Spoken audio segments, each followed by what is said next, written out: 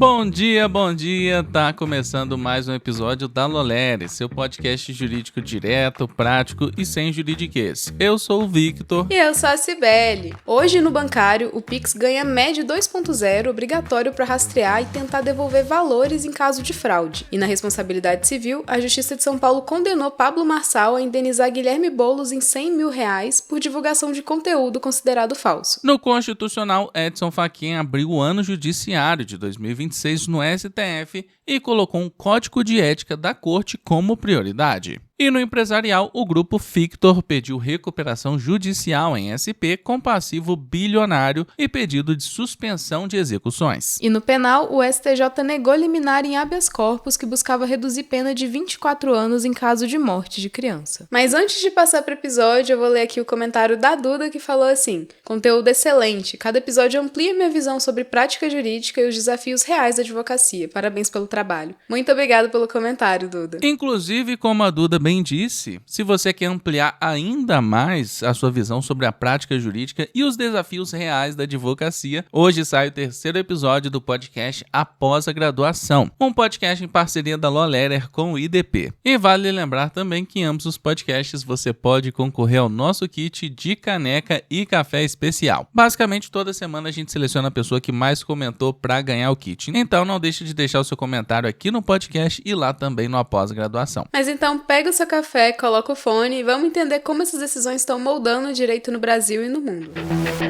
E vamos começar com direito bancário. A partir desta segunda-feira, dia 2 de fevereiro, todas as instituições participantes do Pix passam a ser obrigadas a usar o MED 2.0, Mecanismo Especial de Devolução, voltado ao enfrentamento de golpes e fraudes. Segundo o Banco Central, a mudança amplia o bloqueio e a devolução ao permitir rastrear o caminho do dinheiro além da primeira conta que recebeu. Na prática, o MED 2.0 passa a permitir bloqueio em contas intermediárias com compartilhamento de informações entre os bancos envolvidos no fluxo da transação. A ideia é reduzir a dispersão rápida dos valores por fraudadores e aumentar as chances de recompor o prejuízo da vítima. O acionamento continua pelo app do banco, por um botão de contestação, sem precisar falar com o atendente no início. Após abrir a contestação, os bancos envolvidos têm até 7 dias para análise. Confirmada a fraude, a devolução pode ocorrer em até 11 dias a partir da contestação, conforme as regras divulgadas. O MED não vale para desacordo comercial, arrependimento ou erro de envio. É direcionado a fraude, golpe ou coerção. O material também indica que documentos e evidências podem ser anexados para subsidiar a análise e que pedidos de documentação só podem ocorrer depois de abertura do processo. No balanço divulgado, a menção de mais de R$1,5 bilhão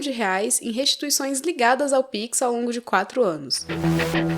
Você sabia que hoje uma parte enorme das provas nasce nas redes sociais? Um post, um comentário, um story ou até um anúncio podem comprovar uma conduta, uma promessa comercial ou uma violação de direitos. O problema é que esse conteúdo é volátil, pode ser editado, ocultado ou apagado em segundos. E quando isso acontece, a prova desaparece junto e muita gente perde o timing do direito. Por isso, a coleta adequada de provas digitais virou etapa indispensável. Preserva metadados, data, integridade do conteúdo e cadeia de custódia, o que dá validade jurídica à prova. A Data Certify atua nesse ponto crítico, registrando publicações com segurança e transformando conteúdo frágil em prova juridicamente confiável. Então, para não correr mais riscos, é só clicar no link que está aqui na descrição. E vamos voltar com responsabilidade civil. A Justiça de São Paulo condenou Pablo Marçal a pagar R$100 mil por danos morais a Guilherme Boulos, por divulgação de conteúdo considerado falso na campanha municipal de 2024. Segundo a decisão, Marçal associou reiteradamente Boulos ao uso de cocaína e divulgou um laudo apontado como forjado com assinatura falsa de médico apresentado como prova nas redes sociais. O magistrado registrou que o debate político admite críticas duras, mas não autoriza fabricar e disseminar fatos sabidamente inverídicos com potencial de destruir reputações. O caso também se conecta a medidas do período eleitoral. A circulação do documento levou a Justiça Eleitoral a determinar a suspensão do perfil de Marçal no Instagram, diante de indícios de falsidade. Reportagens que repercutiram a sentença também mencionam a apuração pela Polícia Federal e indiciamento pelo uso do documento. No enquadramento jurídico, a condenação foi tratada como responsabilidade civil por violação à honra e à imagem. avaliando conduta, ilicitude, nexo e dano para fixar a reparação moral. A fundamentação ainda ressalta limites da crítica política quando há imputação desonrosa sem lastro e uso de documentação falsificada, especialmente em contexto eleitoral.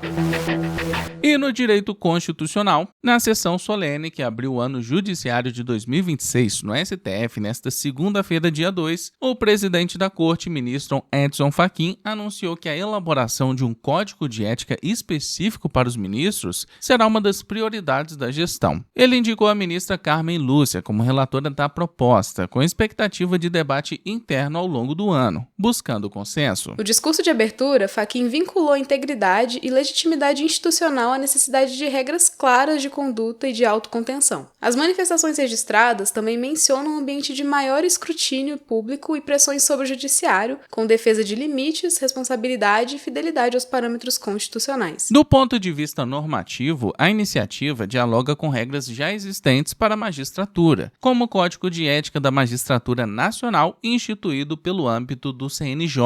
Ao mesmo tempo, o anúncio indica a intenção de consolidar diretrizes específicas para o STF, com foco em integridade, transparência e prevenção de conflitos de interesse. No plano administrativo, o tema também se conecta ao CNJ, que é presidido por Fachin, e à meta divulgada para 2026 de fortalecimento de políticas de ética e transparência no judiciário. Em termos práticos, a adoção de regras pode criar parâmetros mais objetivos para condutas e situações sensíveis, padronizar procedimentos internos e ampliar mecanismos de prestação de contas, sem alterar a independência judicial ou o conteúdo dos julgamentos.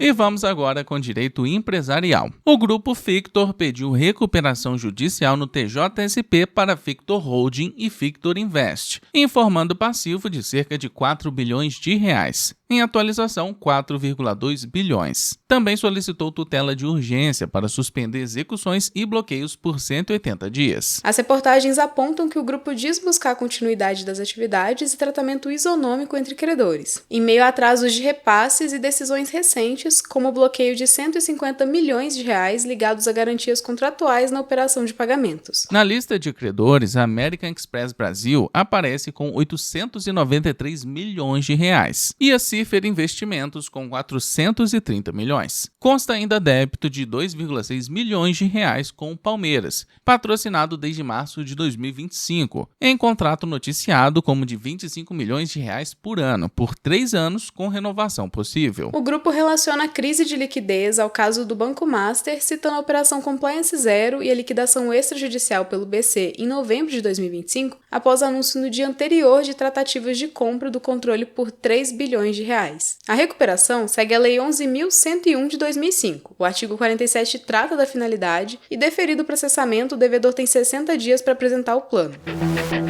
E vamos agora com direito penal. O STJ negou uma liminar em habeas corpus que pedia reduzir a pena de 24 anos de reclusão de uma mulher condenada pela morte do próprio filho, em fato ocorrido em agosto de 2015, em São Paulo. A defesa alegou ilegalidade na dosimetria, o cálculo da pena, por suposta desconsideração da atenuante da confissão espontânea. No processo, o caso envolve condenação por homicídio qualificado, um motivo fútil, meio cruel e recurso que dificultou a defesa, com participação atribuída ao padrasto e relato de ocultação do corpo encontrado no freezer da residência. No habeas corpus, os advogados afirmaram que a confissão teria sido afastada porque a ré não admitiu intenção de matar, o que, segundo a tese, criaria requisito não previsto em lei. Também sustentaram que ela estaria presa há 13 anos e que, com a atenuante reconhecida, haveria base para discutir progressão de regime. Ao negar a liminar, Salomão registrou que nesse exame inicial e urgente não viu ilegalidade manifesta e nem urgência suficiente para antecipar o reconhecimento da atenuante, e que a decisão do TJSP não aparenta ser teratológica nesse primeiro olhar. O mérito será julgado pela 6ª turma do STJ, sob relatoria do ministro Sebastião Reis Júnior, e a negativa mantém por hora a pena e o regime fixados.